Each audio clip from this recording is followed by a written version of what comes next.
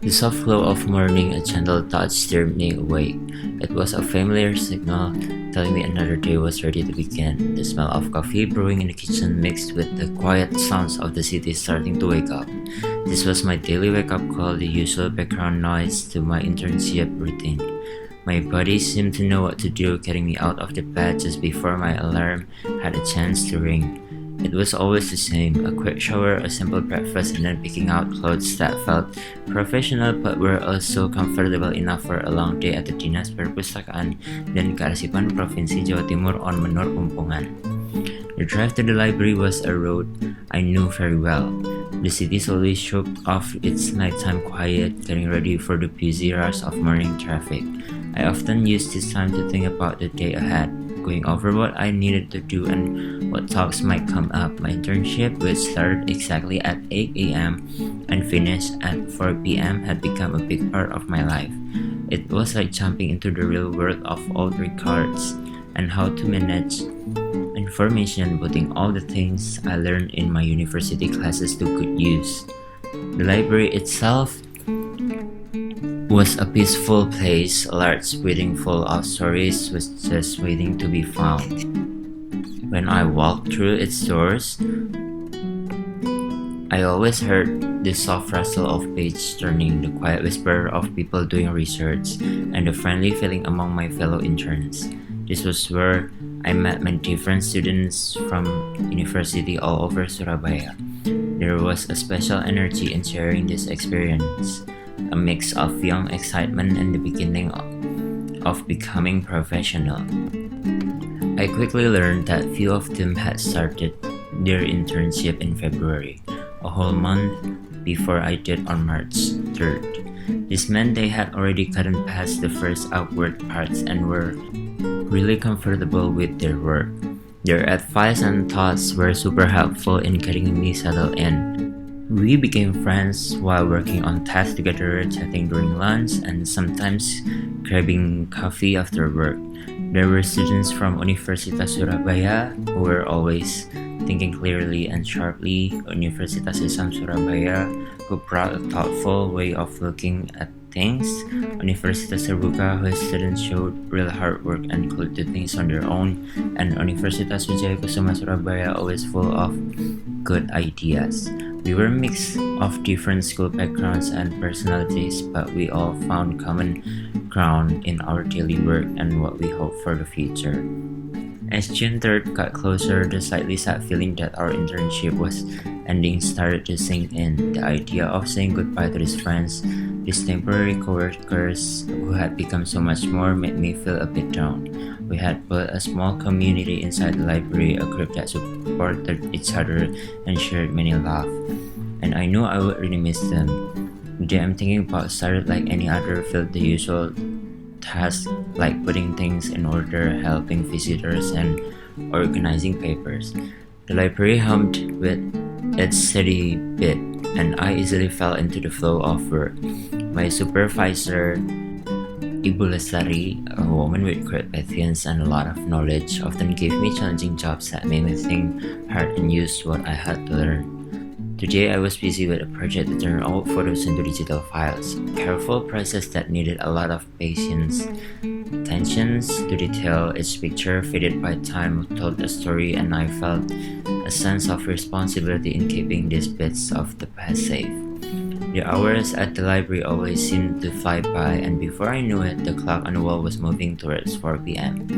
With a quick tidy of my desk and a polite goodbye to Ibu Lestari, I gathered my things. Changing from intern to student was smooth, a daily race I had gotten very good at. My campus luckily was not too far from the library, making the sprint to my 5 p.m. class easy enough. But this particular day had a surprise. When I got to the lecture hall, buzzing with the usual noise before class, the teacher announced that class would end earlier than usual because of something unexpected. A soft rumble of surprise and a few quiet cheers went through the room. While part of me was happy for the extra free time, another part felt a bit lost because my usual plan was messed up. Walking out of the classroom, the late afternoon sun made long shadow across the campus. I saw Virginia and Ari Two of my closest friends from university also leaving their classes. Virginia, always calm and thoughtful, was often like the steady center of our group. Ari, with her endless energy and fun-loving spirit, was always ready for an adventure. So, I began, a smile on my face. Class ended early. What's the plan? Go home or do we want to hang out? Virginia thought for a moment, looking up at the sky. I was thinking of catching up on some reading, but an unexpected break is always nice. Ari's eyes lit up. Wait, I just remembered something. She practically bounced on the balls of her feet. There's an event happening at Pasar Tunjungan on Tunjungan Street. It's called Art Jog. I saw some posters for it. It's an art event. My own interest immediately perked up. Ari knew me well. I really like artwork and found peace and new ideas in creative things. Art Jog, you say? That sounds awesome. Virginia, always a practical awareness and an eyebrow. Are you sure it's at Pasar Tunjungan? I thought Art Jog was usually a bigger show. Oh, maybe it's a smaller, quick version of it, or maybe a different even with a similar name, Ari wondered, pulling out her phone to quickly look up at the details. Ah, yes, it's called Art Jog at Tunjungan, a special event for the city's birthday. It's definitely there and it sounds amazing. Lots of local artists, live shows, art you can touch and interact with.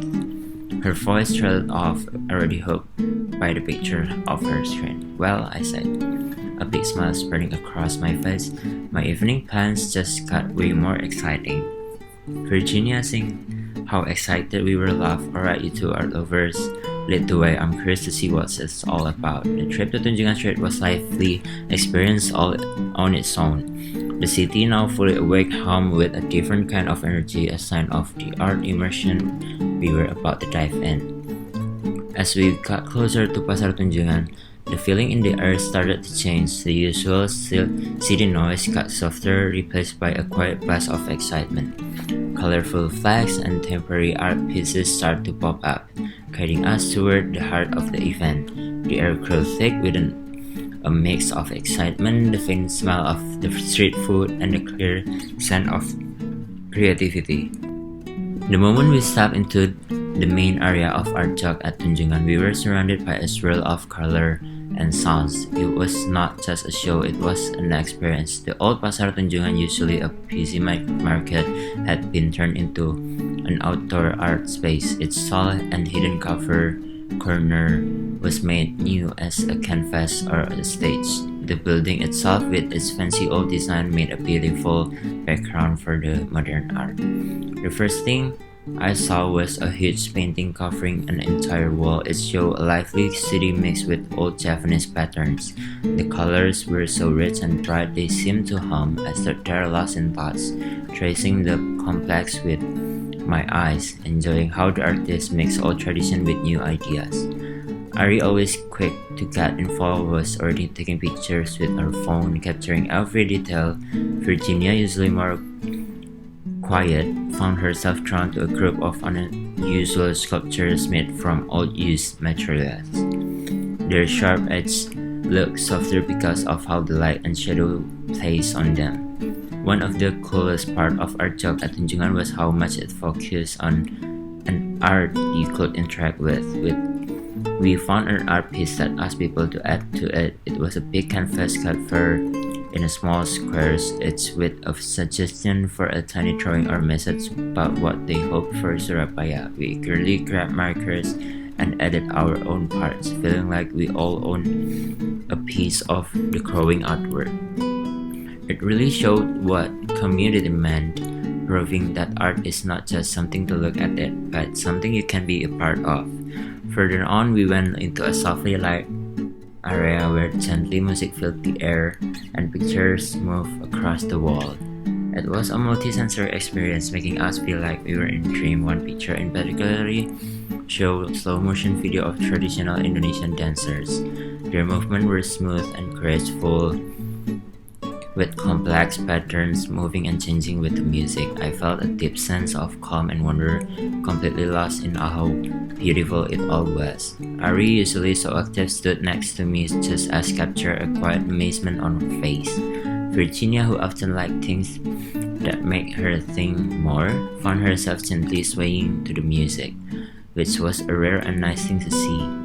We walked deeper into the event, each turn bringing something new and exciting. One section had a series of installations made from everyday objects, but put together in ways that made them seem new and strange.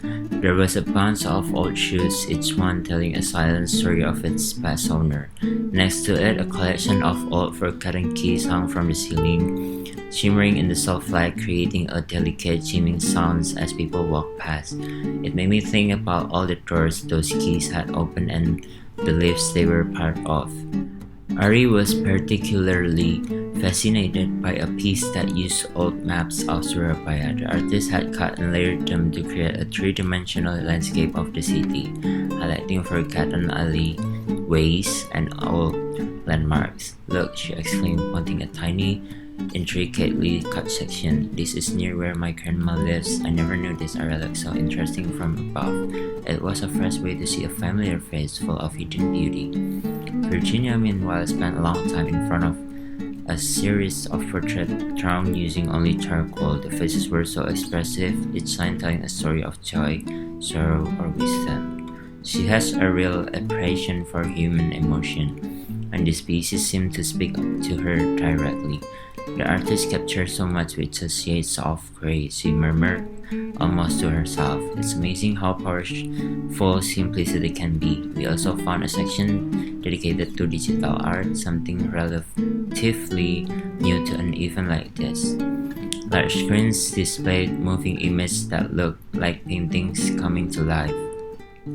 One piece showed a stern forest scene where the trees slowly changed color with the season, and digital rain would gently fall, creating ripples on an imagined pond. It was incredibly peaceful and felt like stepping into another world. Another digital artwork featured rapidly changing geometric patterns set to a pulsing beat which felt very energetic and modern. It reminded me how art is always changing and finding a new ways to express itself. One of the most thought-provoking exhibit was an interactive sounds installations. You step into a dark room, and as you move, different sounds will be triggered, chirping birds, city traffic, ocean wave, or even human whisper. The combination of sound changes with your path, creating your own unique soundscape. It was a reminder of how much we rely on our sense of hearing and how sound shape our experience. I love this one, constantly moving to create different sound patterns, laughing as you stumble upon unexpected combination. What made the art jog experience truly special was not just the art itself, but how it sparked conversation and allowed us to connect with the creators. We talked about what each piece meant to us, how it made us feel, and what we thought the artist was trying to say. We shared laugh over funny pieces, discussed the meaning of the deeper ones, and sometimes just stood in silent awe together. It was a shared journey through creativity, and it brought us even closer. The event was not just about the art, it was about the community it created. Families strolled together, friends chatted excitedly, and even strangers paused to admire the same piece during a quiet moment of appreciation. There were food stalls selling local snacks and drinks, adding to the festive atmosphere. The air was filled with chatter, laughter, and soft sounds of live music from different corners of the market. It was a beautiful example of how art can bring people together, crossing age group and backgrounds. We saw groups of students like us, older couples enjoying a date night, and even little kids mesmerized by the colorful displays. It felt like the whole city had come out to celebrate creativity. The energy was contagious, making you feel light and happy. As the sun began to set, casting a long golden shadow across the market, the lights on the installation started to glow, giving the whole place a magical feel. The mural we had seen earlier now shimmered under the spotlight, looking even more impressive. The digital art pieces seemed to pulse with new intensity.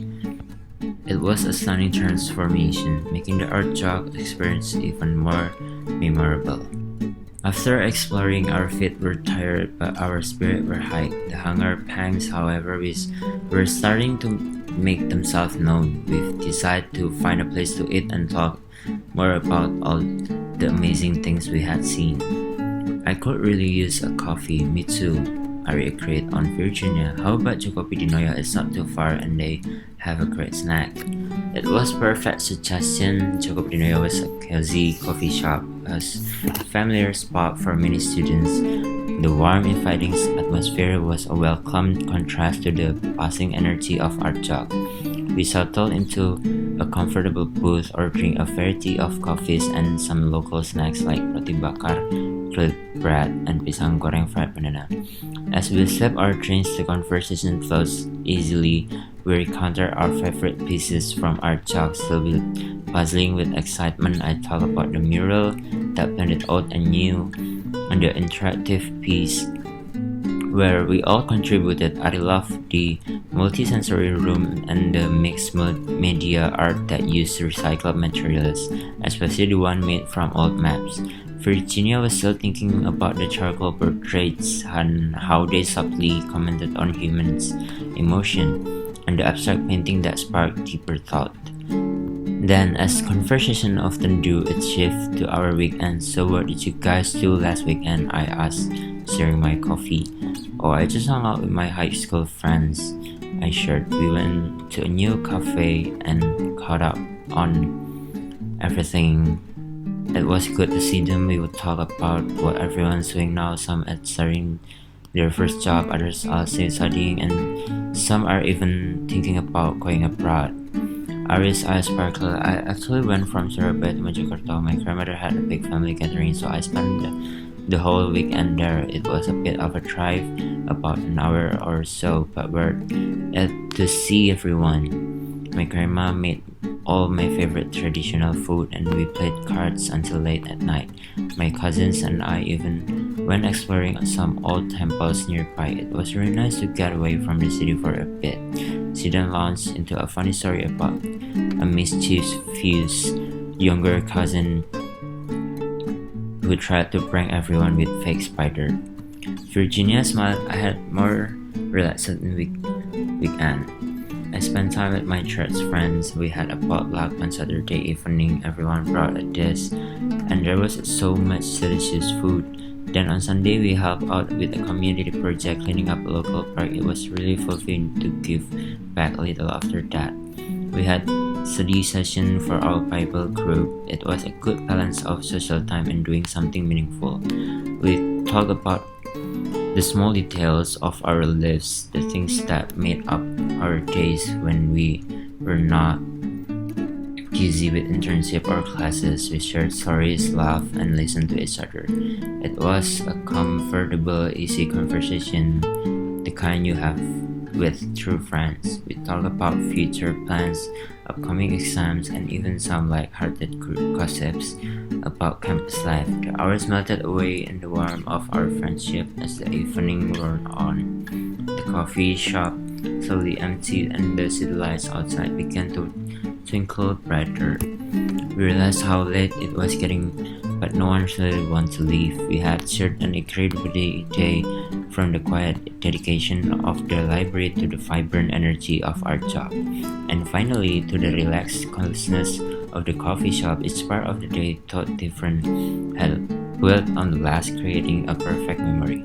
Walking home under the stars, I felt a deep sense of gratitude. My internship was teaching me so much, not just about librarianship, but about the world outside my academic bubble. And more importantly, it was connecting me with people who enriched my life in unexpected ways. The friends I had made both from my university and from other universities during my internship were becoming an important part of my story. The memory of our job, filled with its vibrant colors and thought-provoking art, would always be a special reminder of that day, a day when an early class dismissal led to a beautiful adventures and strengthened the bond of friendship. I knew I would miss my internship friends dearly when June 3rd arrived, marking the end of our shared journey at the library, but I also knew that the connection we had built were strong enough to last beyond the library.